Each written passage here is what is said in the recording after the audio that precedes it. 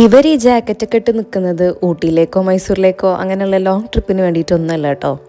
കഴിഞ്ഞ ദിവസം മൂത്താപ്പൻ്റെ വീട്ടിലൊരു ഫംഗ്ഷൻ ഉണ്ടായിരുന്നു. അപ്പോൾ അതൊക്കെ കഴിഞ്ഞ് നമ്മൾ വരുന്ന സമയത്ത് നമ്മൾ മിസ്റ്റർ ഹസ്ബൻഡിന് ഒരാഗ്രഹം ബൈക്കിൽ ഒന്ന് ബീച്ചിൽ പോകണം എന്നുള്ളത്. അതിന് ഗ്രേറ്റ് സപ്പോർട്ടായിട്ട് നമ്മളെ മൂത്ത സന്തതിയും.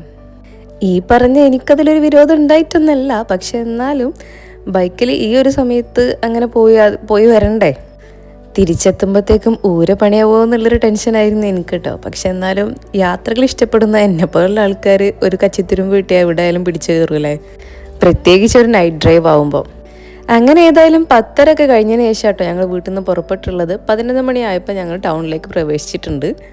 ടൗണിലേക്ക് എത്തിയപ്പോൾ തന്നെ അഗാധമായ ഈ ഒരു ബ്ലോക്കാണ് ഞങ്ങൾ സ്വീകരിച്ചിട്ടുള്ളത് കേട്ടോ. പിന്നെ ബീച്ചിലേക്ക് പോകാമെന്ന് പറയുമ്പം അടുത്തൊക്കെ 1-2 ബീച്ചുകളൊക്കെ ഉണ്ടെന്നുണ്ടെങ്കിലും കാലിക്കറ്റ് ബീച്ചിൽ നിന്ന് കിട്ടുന്ന ആ ഒരു സുഖം അത് വേറെ എവിടെ നിന്നും കിട്ടൂല. അതെന്താന്നുള്ളത് നിങ്ങൾക്ക് വഴിയേ കാണിച്ചു തരാം. അതിൻ്റെ മെയിൻ റീസണാണിതാ ഇനി നിങ്ങൾ അടുത്തത് കാണാൻ പോകുന്നത് കേട്ടോ. ഈ പറയുന്ന പോലെ ഇതുപോലുള്ള ചെറിയ ചെറിയ ഷോപ്പിംഗ് സെൻറ്റേഴ്സ്, പെട്ടിക്കടകളെന്നൊക്കെ പറയും. അപ്പം അത് ഒറ്റൊന്നും മിസ്സാക്കാണ്ട് കേശ കയറി ഇറങ്ങും കേട്ടോ. കുട്ടികളെ മാത്രം കുറ്റം പറയണ്ട, ഈ ലൈറ്റും ഒക്കെ കത്തിച്ച് വെച്ച് ഇതുപോലുള്ള സംഭവങ്ങളൊക്കെ കാണുമ്പം ആർക്കല്ലേ അതൊക്കെ ഒന്ന് പോയി നോക്കാണ്ടിരിക്കാൻ തോന്നാം. പിന്നെ ഐസ്ക്രീം ആയിട്ടും കട്ടൻ ചായ ആയിട്ടും അങ്ങനെ ഓരോന്നൊക്കെ.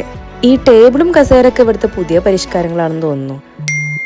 മറ്റേ നമ്മൾ സ്റ്റെപ്പിലൊക്കെ കയറി ഇരുന്നിട്ടാണല്ലോ ഓരോന്നൊക്കെ ചായയൊക്കെ കുടിക്കലൊക്കെ. അങ്ങനെ ഞാൻ പറഞ്ഞില്ലേ, കാണുന്ന ഒരു സ്റ്റാളും കേശം മിസ്സാക്കുന്നില്ല കേട്ടോ. എല്ലാത്തിലും പോയിട്ട് ഓരോന്നൊക്കെ ഇങ്ങനെ നോക്കുന്നുണ്ട്. ഓളെ ഈ ഒരു ക്യൂരിയോസിറ്റി ഒക്കെ കാണുമ്പോൾ എനിക്ക് എന്നെ തന്നെയാണ് കേട്ടോ ഓർമ്മ വന്നത്.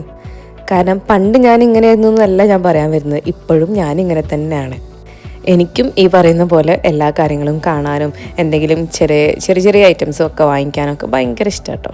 പിന്നെ എനിക്കൊരു പ്രത്യേകത ഉണ്ട്, എല്ലാവരും വാങ്ങുന്ന പോലെ എന്താ പറയുക, എല്ലാവർക്കും ഇഷ്ടപ്പെടുന്ന സാധനങ്ങൾ എനിക്കിഷ്ടപ്പെടില്ല. ഒരു യുണീക്നെസ് വേണം എന്ത് കാര്യത്തിലായാലും. പക്ഷെ നമ്മൾ റേക്ക ഇവിടെ എത്തിയപ്പോൾ തന്നെ ഉറങ്ങിയിട്ടുണ്ട്. അതുകൊണ്ട് ആ ഒരു ഭാഗം നോക്കേണ്ട ആവശ്യമില്ല. അല്ലാന്നുണ്ടെങ്കിൽ ഇപ്പോൾ രണ്ടാളും കൂടി അങ്ങോട്ടും ഇങ്ങോട്ടും പരക്കം പറഞ്ഞ് ഓരോ ബാക്കിൽ നടക്കാനേ ടൈം ഉണ്ടാവുള്ളൂ. നമ്മൾ മെയിനായിട്ട് ബീച്ചിലേക്ക് വരുന്നത് ഇതിനൊക്കെ തന്നെയാണ് കേട്ടോ, ഫുഡ് അടിയും ഷോപ്പിങ്ങും ഒക്കെ. ഈ ഒരു ബീച്ചിൽ തിരയുണ്ടാന്ന് കരുതിയാൽ തിര തീരെ ഇല്ല കേട്ടോ. നിങ്ങൾ എണ്ണിക്കോളൂ എന്ന് പറഞ്ഞ് നിൽക്കുന്ന പോലെ ആയിരുന്നു കടലിൻ്റെ അവസ്ഥ. മുന്നേ ബീച്ചിലൊക്കെ ചെന്നാൽ ഉപ്പിലിട്ടതൊക്കെ കഴിക്കാറുണ്ടെന്നുണ്ടെങ്കിലും ഇപ്പം എന്തോ തള്ള വൈബായതുകൊണ്ടാണ് തോന്നുന്നു അതൊന്നും തീരെ താല്പര്യമില്ല കേട്ടോ. പക്ഷെ വേറൊരു സാധനം ട്രൈ ചെയ്യണമെന്ന് എനിക്ക് ആഗ്രഹം ഉണ്ടായിരുന്നു. അത് കുറേ തിരഞ്ഞിടന്ന് കിട്ടിയതുമില്ല. അതെന്താണെന്നുള്ളത് ഞാൻ പിന്നീട് എനിക്ക് കിട്ടുമ്പോൾ പറഞ്ഞുതരാം കേട്ടോ. പിന്നെ ജസ്റ്റ് നൗ നിങ്ങൾ കണ്ടത് ഒരു ബർത്ത്ഡേ സെലിബ്രേഷൻ ആണെന്ന് തോന്നിപ്പിക്കും പോലെ ഒരു സെലിബ്രേഷൻ ആയിരുന്നു. അങ്ങനെ അവസാനതാ ചെറിയ ചുറ്റലും തിരിയലൊക്കെ കഴിഞ്ഞതാ നമ്മൾ വീട്ടിലെത്തിയിട്ടുണ്ട് കേട്ടോ. പ്ലാൻ ചെയ്ത് പോകുന്നതിനേക്കാളും പെട്ടെന്നുള്ള പോക്കാണല്ലോ എപ്പോഴും നടക്കാറ്.